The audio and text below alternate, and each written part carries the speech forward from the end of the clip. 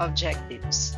At the end of the lesson, the student should be able to, number one, translate real-life situation into quadratic inequalities. Second, solve quadratic inequalities using factoring. Third, interpret solutions in the context of real-life problems. And then the fourth one, apply quadratic inequalities to practical situations. Problem-solving code. C, that is choose a variable. O, organize the words into symbol. D, develop the quadratic inequality. E, evaluate, and then solve. In the problem, a rectangular garden has a width of x meters and a length of 6 meters longer. Its area is greater than 72 square meters. So the width is represented by x meters, while the length 6 meters longer. So that is x plus 6. And then the area of the rectangular garden is 72 square meters. So kung tititigan natin yung figure, so this is the width, that is x, while the length is x plus 6 meters. So let us organize, or let us get the value for the code. Choose a variable, organize, develop, and let us evaluate. So let us choose the variable of the given problem. Our variable, the width represented by x, while the length is x plus 6.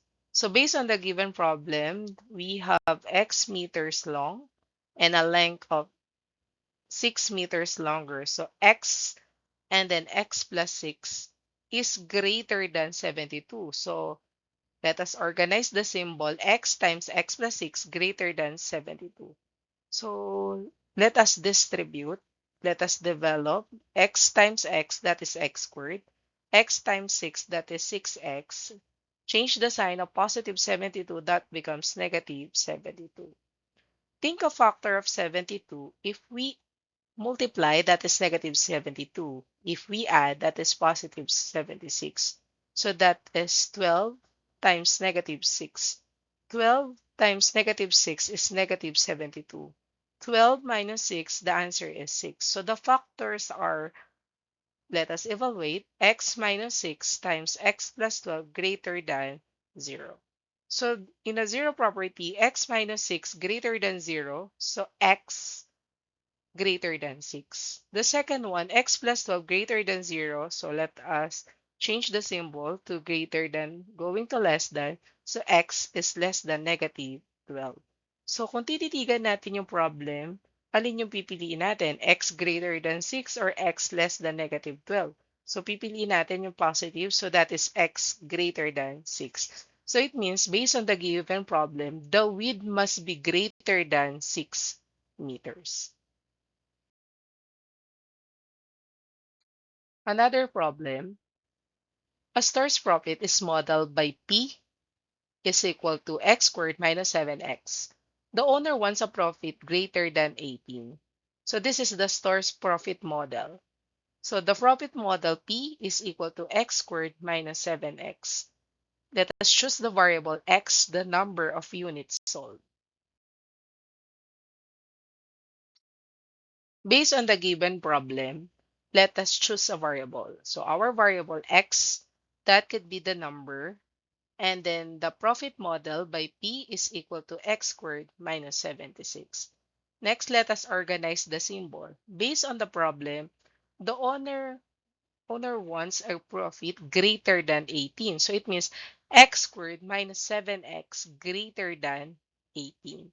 So let us combine like terms, or um, yung 18 going to the left side, that becomes negative 18. So x squared minus 7x minus 18 greater than 0.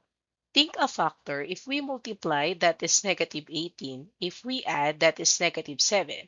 So that is negative 9 times 2. Let us check. Negative 9 times 2 is negative 18. Negative 9 plus 2 is negative 7. So the factors are x minus 9 times x plus 2 greater than 0. So let us solve. Let us evaluate. So the first one, that is x minus 9 greater than 0. So it means x is greater than 9. The second one is x plus 2 greater than 0. So it means x, change the sign, that is less than negative 2. So this is a problem solving. So ipipiliin natin sagot that is positive. So that becomes x is greater than 9. So based on the given problem, the owner wants more than 9 units must be sold.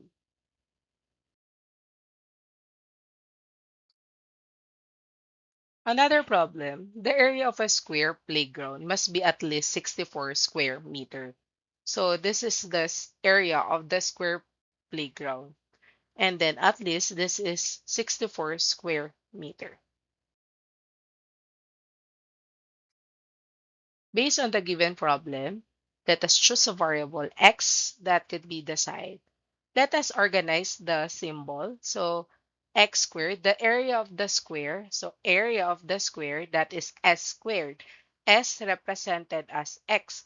So x squared must be at least. So x squared is greater than or equal to 64. So positive 64 going to the left side, let us develop the symbol that becomes x squared minus 64 greater than or equal to 0. So nawawala yung b. So kunin na lang natin square root of x squared is x and x.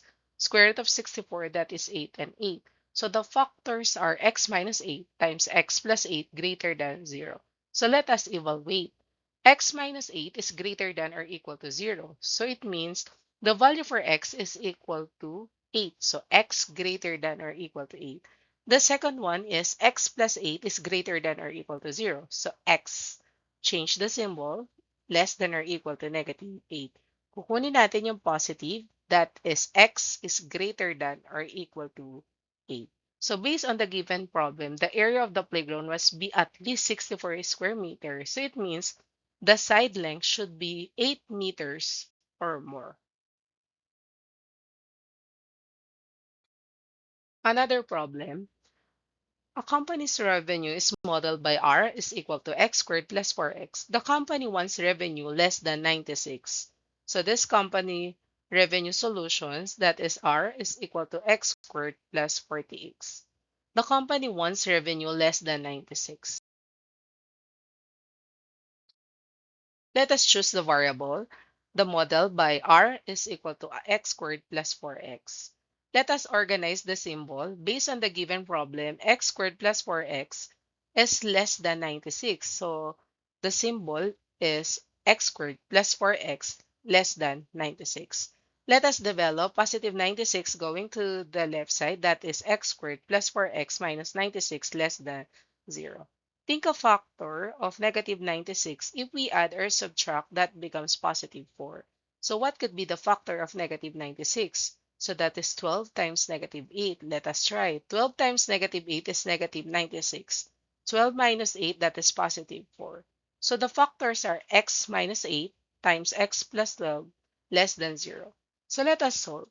The first one is x minus 8 less than 0. So that could be mean as x is less than 8. The second one is x plus 12 less than 0. So it means x plus 12 less than 0. That is x, change the symbol, x greater than negative 12. So kukunin natin yung positive na sagot. So x less than 8. So it means kung i-combine natin as 1, so kung ibig sabihin nun, ano ba yung mga less than 8? Ang mga less than 8 natin is mula 0 hanggang 8, hindi kasama yung negative. So our answer, x is greater than 0 but less than 8.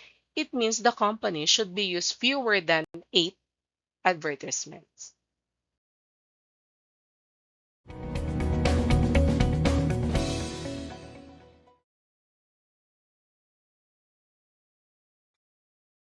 Instruction: translate and solve each problem. Provide your answers in the comment section.